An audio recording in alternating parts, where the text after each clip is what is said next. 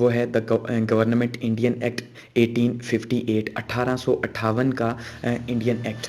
ये वो पहला कानून है जो लीगली बनाया गया इस हवाले से कि भाई हिंदुस्तान के ऊपर गवर्नमेंट कैसे करनी है, जो कि ताज बरतानिया ने बनाया। इससे पहले अगर टॉपिक की बात की जाए तो हमने 1857 की द वॉर ऑफ इंडिपेंडेंस या रिवॉल्ट देखा था। इस हवाले से बात की थी कि कैसे उसके कॉजेज़ क्या बने और उसके बाद के आफ्टर इफेक्ट्स क्या बने।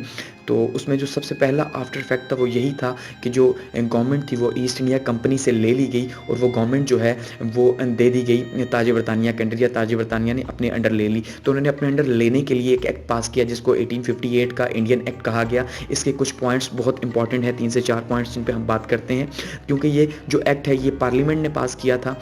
तो इस हवाले से पार्लियामेंट को सुपीरियरिटी इसमें हासिल है। तो पार्लियामेंट ने जो एक्ट पास किया उसका सबसे पहला पॉइंट यही था कि आज से हिंदुस्तान के ऊपर ईस्ट इंडिया कंपनी का कब्जा ख़त्म हो गया और तमाम के तमाम इख्तियारात जो हैं वो ईस्ट इंडिया कंपनी से लेके ताज बरतानिया को ट्रांसफ़र कर दिए गए। और ये सारे का सारा जो काम था इसको एक सेक्रेटरी ऑफ स्टेट जो थे वो हैंडल कर रहे थे। तो सेक्रेटरी ऑफ स्टेट का एक ओहदा बनाया गया और उस ओहदे के अंदर जो है दे दिया गया कि जो भी वाइसराय होगा वो उस ओहदे के तहत डायरेक्शंस लेगा। इसका जो सेकंड पॉइंट है वो यही है कि अफवाज जितनी भी थी, आर्मी वगैरह थी, उस सारी की सारी को ईस्ट इंडिया कंपनी के कंट्रोल से वापस ले लिया गया और उसे मलका बरतानिया के अंडर दे दिया गया, ब्रिटिश गवर्नमेंट के अंडर दे दिया गया। जो तीसरा पॉइंट है इसका वो है जो बरतानवी काबीना थी या ब्रिटिश जो पार्लियामेंट थी उसके तहत उन्होंने एक ओहदा बनाया सेक्रेटरी ऑफ स्टेट का, जो कि गवर्नर जनरल या वाइसराय को जो है वो ऑर्डर्स वगैरह देता, जिसके तहत ये काम किया जाता।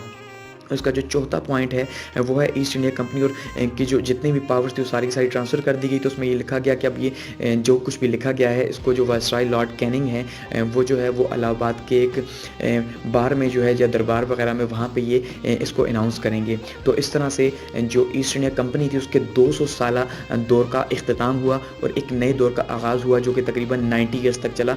गो कि ऐसा नहीं है कि इसके बाद हिंदुस्तान के हालात बदल गए, मगर ऐसा हुआ कि इससे पहले क्योंकि हिंदुस्तानियों के हुकूक का बिल्कुल भी ख्याल नहीं रखा जाता था, जो कि ख़ास करके ईस्ट इंडिया कंपनी ने जो स्ट्रेटजी अपनाई भी थी। लेकिन इसके बाद ऐसा हुआ कि गवर्नमेंट तो की ब्रिटिश रूल ने, लेकिन उन्होंने साथ में कुछ ना कुछ पॉलिसीज़ ऐसी भी अपनाई जिसके तहत उन्होंने हिंदुस्तानियों को कुछ ना कुछ बेनिफिट दिया ताकि उन्हें कुछ ना कुछ दिया जाए और उसके बदले में उसके बाद उनसे लिया जाए। तो इसके बाद कुछ हालात बेहतर हुए गौरों की तरफ से या ब्रिटिश गवर्नमेंट की तरफ से, लेकिन फिर भी वैसे का वैसा ही वो चलता रहा, यानी कि हिंदुस्तान जो है वो ब्रिटिश राज के अंडर ही था, जो कि 1947 में जाके एंड हुआ।